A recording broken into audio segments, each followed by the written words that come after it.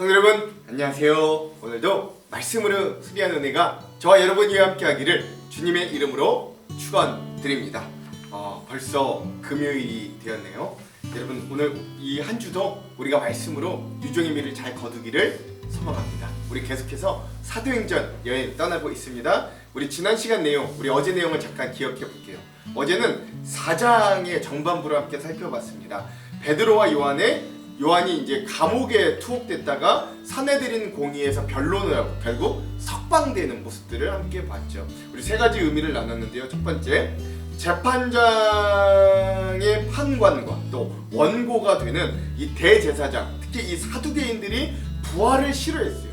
이 부활을 이들이 이 예수가 부활했다라고 이들이 전파하는 말을 싫어해서 이들을 고발하고 법정에 세운 거예요. 이들이 왜 싫어했는가? 이들은 인간적인 마음으로 가득했고, 그래서 본인들이 이성적인 마음으로 이해되지 않으면 신앙으로 치부하지 않았고, 그래서 부활을 싫어했고, 두 번째, 이들은 이 백성들이 좀 깨우치기를 원치 않았습니다. 백성들이 좀 멍청하고 우민하로 자기들의 말을 좀 잘 들었으면 좋겠는데, 부활이라고 하면 이들이 자꾸 뭔가를 시도하고 소망을 가지게 되니까 이들이 그냥 밥만 먹고 살기를 원했던 거예요. 그 부활이라는 걸 깨닫기를 원치 않았던 거예요. 세 번째, 이미 자기들의 삶이 천국인 거예요. 돈도 권력도 본인들이 다 쥐고 이미 이 땅에서 풍족하게 누리고 살고 있기 때문에 그런 자기들에게 이 땅에서의 삶은 의미가 없고, 우리가 죽은 이후의 삶, 부활하는 삶이 정말 의미 있다는 말이 이들의 마음에 거슬릴 수밖에 없었다. 이렇게 원고 그리고 이 판관되는 대제사장과 사두개파 사람들이 이 부활을 싫어했던 이유가 거기에 있었고, 이들에게 지금 베드로와 사도 요한이 사내들인 공의에서 재판을 받는 거다라고 하는 것이죠. 자, 근데 두 번째, 그럼에도 예수 그리스도를 직접 보고 경험한 이 사도 베드로와 요한의 지식이 결국 이 강력한 힘과 지혜를 가지고 있다는 이들의 지혜를 이기더라 라는 거. 이 베드로와 요한을 책잡을 걸 도저히 찾아낼 수가 없더라. 결국 석방시킬 수밖에 없더라 라고 하는 것이죠. 그리고 그러한 재판의 모든 과정을 본 주변 사람들이 보고 모두 하나님께 영광을 올려드리고 찬양을 하게 돼요. 그래서 이 베드로의 설교에 남자만 5,000명, 즉 여자와 아이들까지 합치면 15,000에서 20,000명이 다시 한번 교회로 오게 되는 놀라운 은혜들을 또 우리가 어제 말씀을 통해 함께 나눴습니다. 여러분 기억하실 수 있을 겁니다. 자, 그러면 오늘은 우리 그 말씀에 이어서 오늘도 우리는 사도행전 4-2 예루살렘에 증거된 복음 9번째 시간이고요.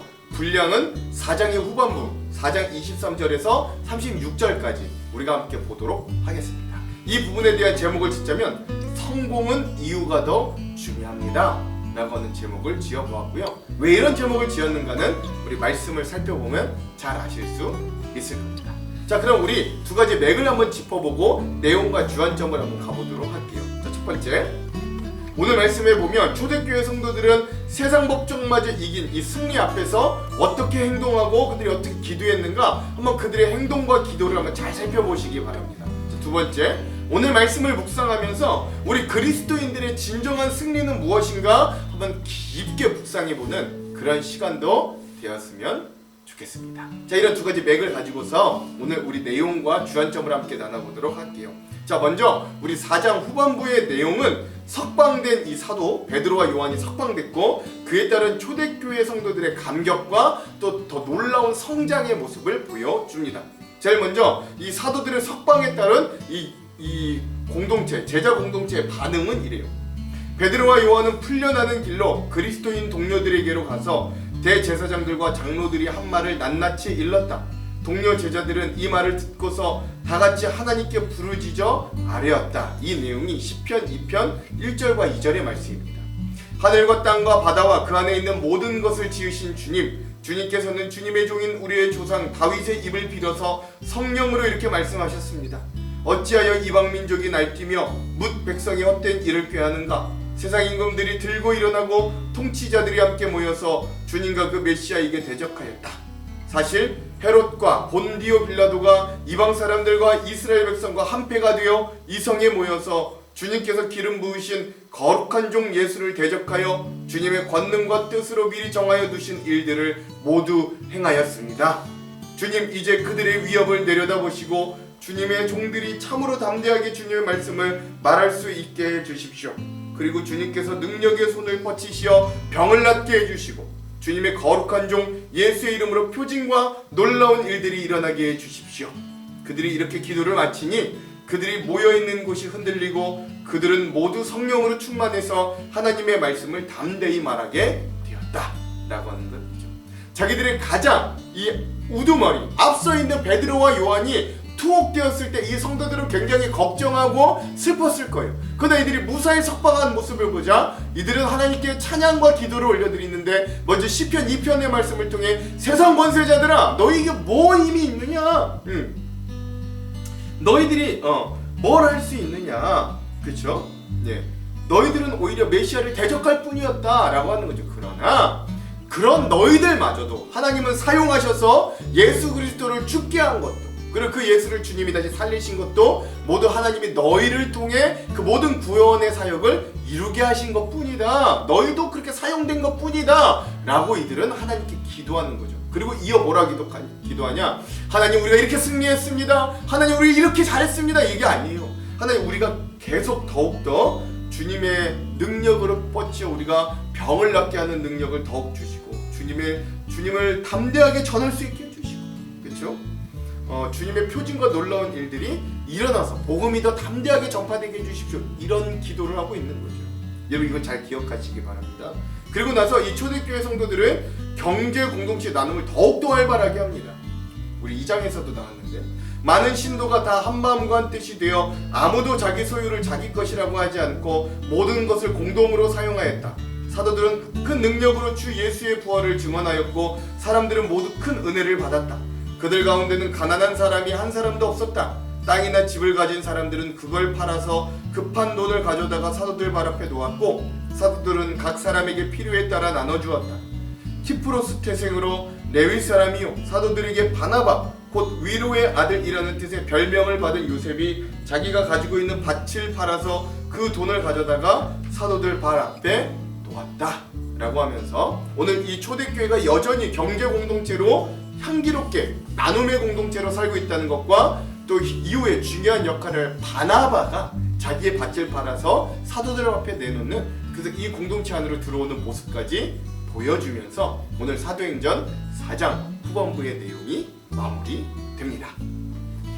자, 그럼 오늘 이 부분 사도행전 4장의 후반부의 핵심 구절을 우리가 함께 한번 살펴보도록 할게요. 오늘 사도행전 4장의 핵심 구절은 31절에서 32절입니다. 제가 한번 읽어볼게요. 빌기를 다음에 모인 곳이 진동하더니 무리가 다 성령이 충만하여 담대히 하나님의 말씀을 전하느라 믿는 무리가 한마음과 한뜻이 되어 모든 물건을 서로 통용하고 자기 재물을 조금이라도 자기의 것이라는 이가 하나도 없더라. 아멘. 그래서 오늘 다시 한번 이 하나님을 찬양하고 하나님의 말씀을 어떻게 잘 전파할까, 성공 이후에도 교만하지 않는 이들에게 성령이 다시 한번 강력히 임하고 또 그들이 그 강한 성령을 받고 말씀을 흥황하게 전파하고 또 그들의 삶에서 물건을 통용하는 이런 모습들을 오늘 이 4장 후반부의 핵심 구절 말씀으로 삼아 보았습니다. 자, 그럼 오늘 이 부분에 대한 주안점 3가지를 함께 나누고 오늘 말씀을 한번 읽어볼게요. 첫 번째, 오늘 말씀의 내용을 우리가 좀 나누기 전에 한번 좀 생각해 볼 게 있습니다. 여러분, 열왕기하 18장에 등장하는 남유다의 13대 왕 히스기야는 여호와는 나의 힘이라는 뜻을 가진, 그 이름마저도 그런 뜻을 가진 하나님께 정직하게 행하였다고 평가받는 선한 왕 중에 아주 좋은 왕 중에 한 명입니다. 이 히스기야는 우상 숭배에 빠져있던 남유다에 하나님만 신실하게 섬기는 종교개혁을 착수하고 성공했던 왕이기도 합니다. 맨 먼저 우상 숭배를 금지하여 산당들을 없앴고 기념 기둥들을 부수었고 아세아 복상들을 잘라버렸습니다. 또한 모세가 만든 구리뱀을 조각내버리기까지 하였어요. 왜냐하면 이스라엘 사람들이 그것을 우상과 같이 숭배했기 때문입니다. 그리고 온 유다와 베냐민과 에브라임과 므낫세에게서 산당과 제단들을 무너뜨리고 모조리 없애버려서 온 유대를 정결하게 만든 위대한 신앙의 왕이기도 했어요, 이 히스기야가. 그러던 어느 날 그 위에 있는 아시리아의 왕 사네립이 쳐들어오는 일이 벌어집니다. 이미 아수르는 북이스라엘을 멸망시킨 강력한 제국이었어요. 그들은 히스기야에게 은 300달란트와 금 30달란트를 요구하며 쳐들어왔습니다. 사네립은 곧 유다 땅 라기스 지역을 공격하고 그의 휘하에 있는 장수 립사리스와 랍사게에게 많은 병력을 주어 예루살렘 성을 포위하도록 했습니다. 이에 히스기야 왕과 선지자 이사야가 하늘을 향해 부르짖어 기도하자 하나님이 천사를 보내 그 아시리아 제국의 군대의 모든 지휘관과 장수를 쓸어버렸다고 성경은 증언합니다. 그리고 그 사네립 왕, 아수르의 사네립 왕은 수치심을 안고 자기 나라로 돌아갔다가 오히려 자기의 친아들에게 암살을 당하는 그 남유다가 승리하는 장면들을 보게 되는 거죠. 그러나 인생살이 세옹지마라고 이 무렵 히스기야에게 중한 질병이 듭니다. 그리고 그가 병들어 죽게 되자 그가 하나님 앞에 간절히 기도합니다. 그때 하나님은 그의 기도를 들으시고 표징을 주어서 그의 인생을 15년이나 더 살게 만들어 주시는 거죠. 자, 여기까지 들으면 그 히스기야 왕의 인생은 참으로 성공적이고 복을 많이 받은 인생으로 보입니다. 그는 참으로 부럽게도 세상적으로만 성공한 게 아니라 신앙적으로도 매우 성공한 인물로 평가되기도 해요. 그런데 우리가 간과할 수 없는 부분이 하나 있는데 그건 바로 히스기야가 그렇게 하나님의 응답을 받고 성공적인 인생을 살고 난 이후의 삶의 태도입니다. 어느 날 신흥대국으로 떠오르고 있는 바벨론 나라의 대사가 히스기야의 남유다에 찾아와 방문하게 됩니다. 그런데 자신의 업적과 성공에 취해 있던 히스기야는 여기서 참으로 큰 실책을 저지르게 되는데 그건 그 바벨론 대신에게 남유다의 부와 명예와 무기 창고를 그저 다 보여주는 우를 범하게 되는 거예요. 나중에 그 바벨론이 커서 자기들을 멸망시킬 줄도 모르고 이를 통해 하나님의 진노가 유다와 예루살렘에 내려졌다고 성경은 이야기합니다. 곧 히스기야는 바로 교만했던 걸 뉘우쳤고 그 이후 히스기야 왕 재위 기간 동안에는 하나님의 진노가 닥치지는 않았지만 결국 남유다는 그 바벨론에 의해서 멸망을 당하게 되는 거죠. 이 히스기야 이야기뿐만 아니라 성경에 등장하는 수많은 위대한 성경의 위인들도 성공 이후에 넘어지는 모습을 성경은 우리들에게 여지없이 보여줍니다. 이스라엘의 통일 왕국을 만들고 왕권을 통일에 성공한 이 다윗이 전쟁 중에도 본인은 혼자 왕궁에 남아 낮까지 늦잠을 자고 그 왕궁 주변 이 지붕을 거닐다가 결국 목욕 중에 있는 아리따운 여인 밧세바를 발견하고는 음욕이 발동되는 거죠. 그러니까 자기가 안 나가도 될 정도로 이스라엘이 탄탄해졌던 거죠. 성공한 이유입니다. 그리고 결국 그녀와 간통하여 그녀를 임신시키고 그 일을 덮기 위해 그 밧세바의 남편이었던 충신인 우리야 장군을 다음 전쟁터 선두에 내보내 죽이고 그 여인을 취하는 큰 범죄를 저지르게 됩니다. 여러분, 그 아들 솔로몬도 이스라엘의 가장 왕성하고 부국강병을 이루고 솔로몬 성전도 화려하게 지어냈지만 그의 그런 성공 이후의 말년은 그가 엄청나게 타락했던 모습을 우리들에게 여실히 보여줍니다. 이런 성경의 이야기들을 통해 성경은 우리 신앙인들에게 한 가지 큰 경고를 하고 있는데 그게 뭐냐? 실패 중에 하나님을 찾는 것도 중요하지만 그 못지않게 응답된 후에 또는 인생과 믿음의 성공 후에 그 마음과 믿음을 온전히 지켜내는 게 더 중요하다라는 메시지를 우리에게 알려주는 거예요. 그것에 실패하면 성공이 축복이 되지 못하고 결국 우리의 인생의 저주가 되는 슬픈 상황을 만들게 되는 거예요. 그래서 오늘 우리에게 다가오는 이 사도행전 본문은 오늘 우리에게 이런 성공 이후의 주제에 대한 큰 교훈을 우리에게 알려주기도 하는 것입니다. 그렇다면 이 초대교회 성도들은 이 믿음으로 성공했어요. 이 사내들인 공의회까지도 이들을 어찌하지 못하고 풀려나는 일들까지도 일어났습니다. 많은 사람이 몰려왔어요. 그렇죠? 이 안진뱅이가 일어나기까지 했어요. 이 엄청나게 성공들을 거두고 있는데 그 이후에 이들 태도는 어떤지 한번 살펴보자는 거죠. 자, 두 번째. 이런 맥락에서 오늘 본문의 초대교회는 어렵고 힘든 상황 속에서도 교회가 급성장하고 부흥을 이룰 때였습니다. 그러나 처음으로 교회 위기가 찾아왔는데 그게 초대교회의 수장이었던 베드로와 요한이 사내들인 공의회, 그러니까 감옥에 갇히고 사내들인 공의회의 재판으로 불려나간 일이에요. 그러나 지난 시간 우리가 함께 보았듯이 세상의 지혜자들과 권력자들이 다 모인 이 자리에서도 결국 베드로와 요한은 하나님의 지혜로 이 모든 것들을 극복하고 아무 탈 없이 공회를 나오게 되는 일이 벌어집니다. 그는 석방된 거죠. 그리고 그 일을 통해 수많은 사람들이 하나님께 영광을 돌리는 일이 일어나게 됩니다. 그러므로 오늘 본문의 사건은 초대교회에 일어난 어떤 하나의 큰 승리이자 성공이기도 하였습니다. 초대교회가 세상을 이긴 최초의 사건이 된 거죠. 그래서 그들은 함께 모여 승전가를 부르듯이 시편 2편 1절에서 2절의 말씀을 함께 노래 부릅니다. 그 부분이 오늘 말씀 24절에서 26절의 말씀이에요. 그들이 듣고 한마음으로 하나님께 소리를 높여 이르되 대주제여 천지와 바다와 그 가운데 만물을 지으신 이시여 또 주의 종 우리 조상 다윗의 입을 통하여 성령으로 말씀하시기를 어찌하여 열방이 분노하며 족속들이 허사를 경영하였는고 세상의 군왕들이 나서며 관리들이 함께 모여 주와 그의 그리스도를 대적하도다 하신 이로소이다. 아멘. 초대교회 성도들은 자신들의 목회자인 베드로와 요한이 무사히 풀려남을 보고 기뻐하고 그 재판 과정 가운데 일어난 일들을 들으면서 참으로 놀라워했습니다. 그러므로 그들은 그러한 일을 이루신 하나님을 찬양하고 기뻐했던 것이죠. 그리고 그런 시편의 말씀을 통해 초대교회 성도들은 예전 다윗이 고백했던 이 시의 주인공이 그 세상의 권세의 대척을 받은 기름 부은 자가 예수 그리스도임을 고백하고 오늘 이런 모든 사건이 하나님의 권능과 뜻대로 이루려고 그 악한 자들마저 사용했다고 그들을 모으셨다라고 고백까지 하는 것입니다. 그 말씀이 바로 오늘 말씀의 27절과 28절이에요. 과연 헤롯과 본디오 빌라도는 이방인과 이스라엘 백성과 합세하여 하나님께서 기름 부으신 거룩한 종 예수를 거슬러 하나님의 권능과 뜻대로 이루려고 예정하신 그것을 행하려고 이 성에 모였나이다. 아멘.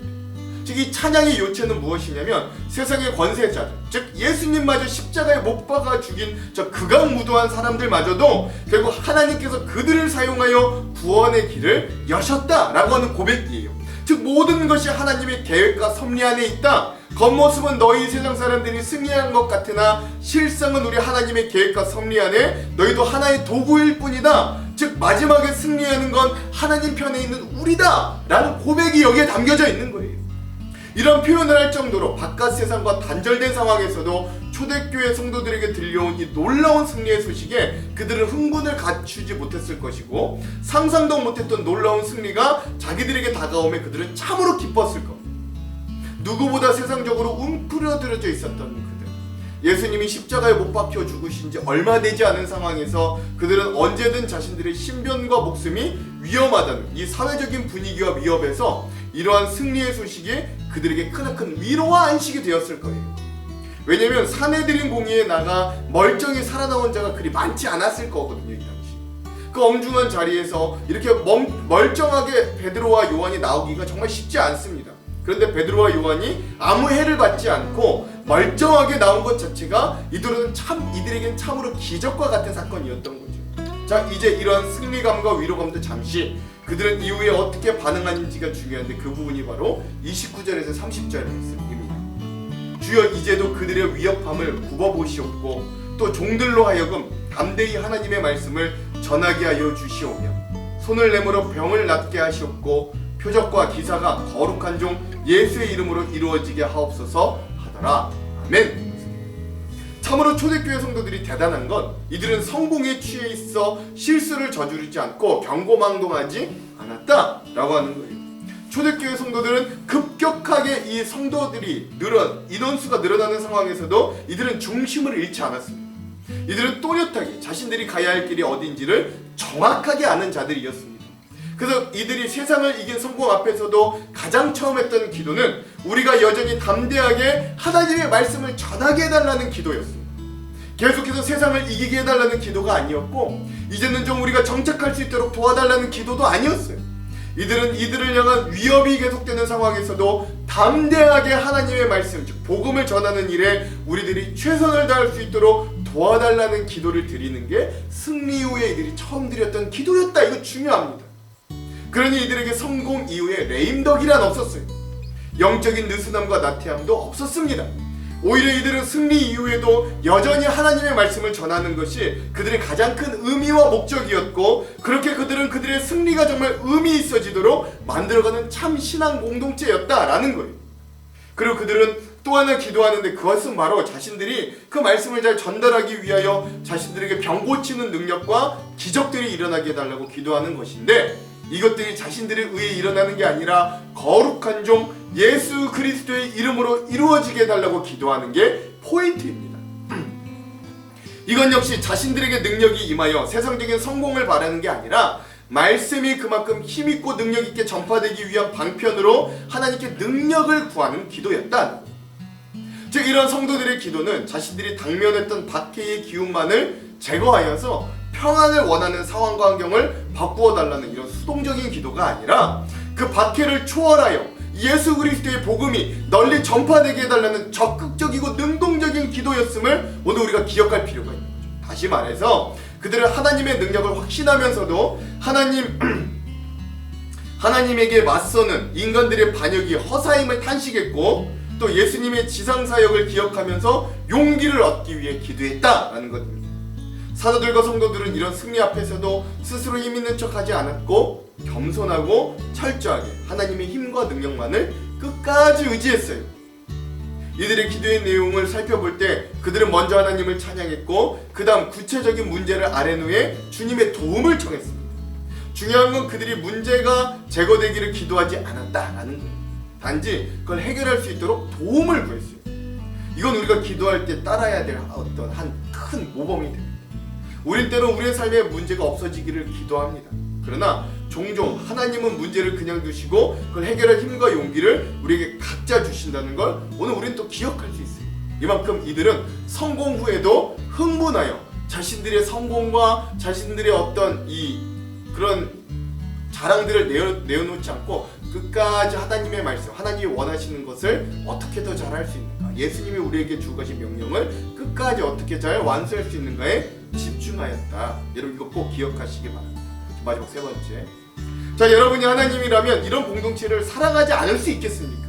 어떻게 승리한 이후에도 온전히 하나님의 뜻에 따라서만 기도하는 이 공동체에 하나님이 응답하지 않을 수 있겠습니까? 그러므로 이후에도 놀라운 능력으로 하나님의 함께 하심을 성령이 증언해요. 이게 31절이거든요. 빌기를 다음에 모인 곳이 진동하더니 무리가 다 성령이 충만하여 담대히 하나님의 말씀을 전하니라. 아멘. 하나님의 이러한 초대교회 성도들의 기도에 즉시 응답하여 주십니다. 하나님께서 성령 충만의 체험을 다시 한번 이들에게 허락하여 주시고 땅이 진동하는 역사를 보여주시는 거예요. 이렇게 땅이 진동할 만큼 강력하게 임한 성령의 충만하심을 입은 성도들은 더욱더 담대하게 복음을 전하는 원동력을 가지게 됩니다. 사내들인 공의의 경고에도 불구하고 사도들은 담대하게 복음을 전파함에 전력을 다했어요. 누구의 이름으로? 예수의 이름으로.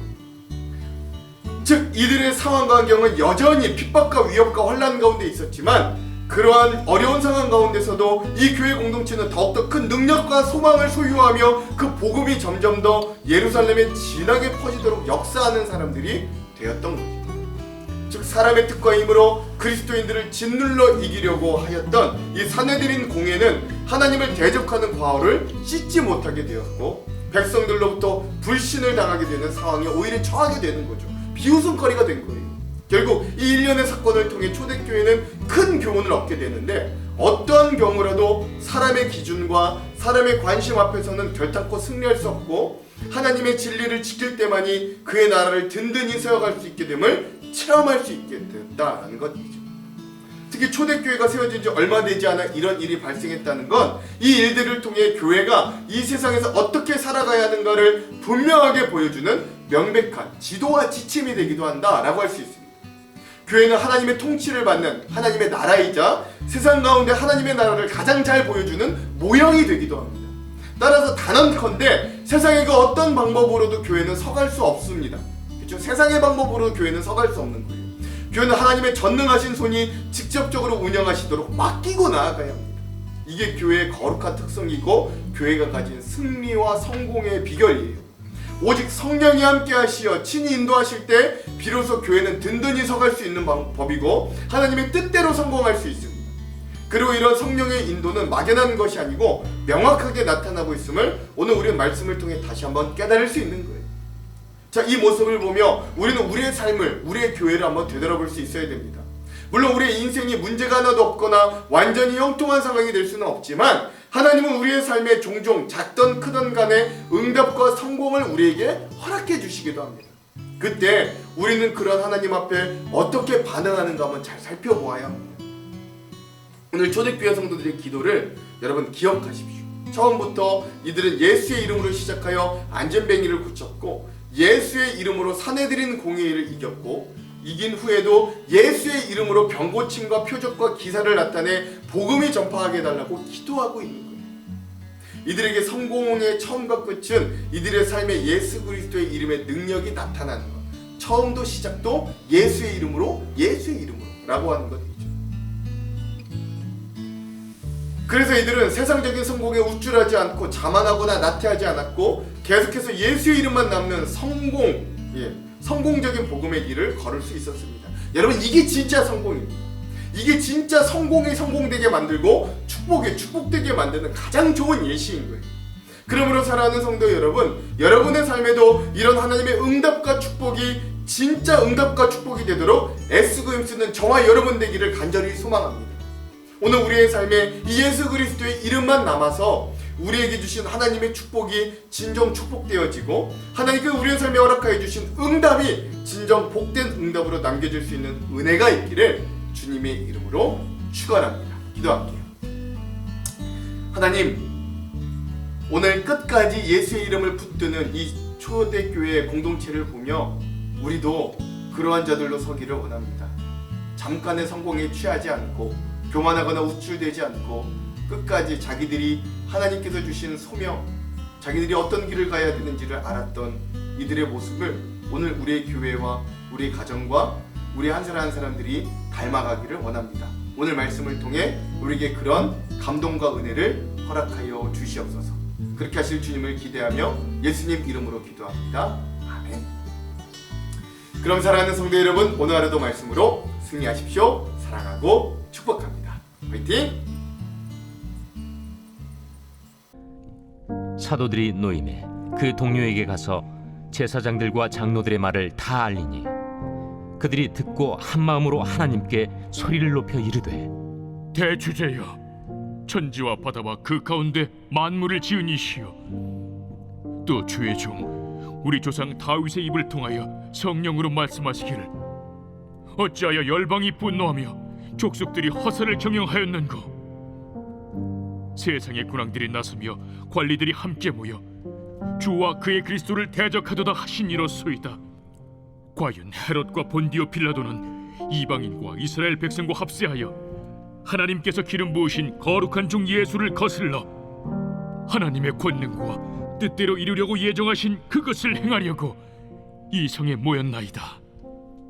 주여, 이제도 그들의 우여픔을 굽어보시옵고 또 종들로 하여금 담대히 하나님의 말씀을 전하게 하여 주시오며 손을 내밀어 병을 낫게 하시옵고 표적과 기사가 거룩한 종 예수의 이름으로 이루어지게 하옵소서. 빌기를 다음에 모인 곳이 진동하더니 무리가 다 성령이 충만하여 담대히 하나님의 말씀을 전하니라. 믿는 무리가 한 마음과 한 뜻이 되어 모든 물건을 서로 통용하고 자기 재물을 조금이라도 자기 것이라 하는 이가 하나도 없더라. 사도들이 큰 권능으로 주 예수의 부활을 증언하니 무리가 큰 은혜를 받아 그 중에 가난한 사람이 없으니 이는 밭과 집 있는 자는 팔아 그 판 것의 값을 가져다가 사도들의 발 앞에 두매 그들이 각 사람의 필요를 따라 나누어 줍니다. 그부로에서 난 레위족 사람이 있으니 이름은 요셉이라. 사도들이 일컬어 바나바라 하니 번역하면 위로의 아들이라. 그가 밭이 있음에 팔아 그 값을 가지고 사도들의 발 앞에 두니라.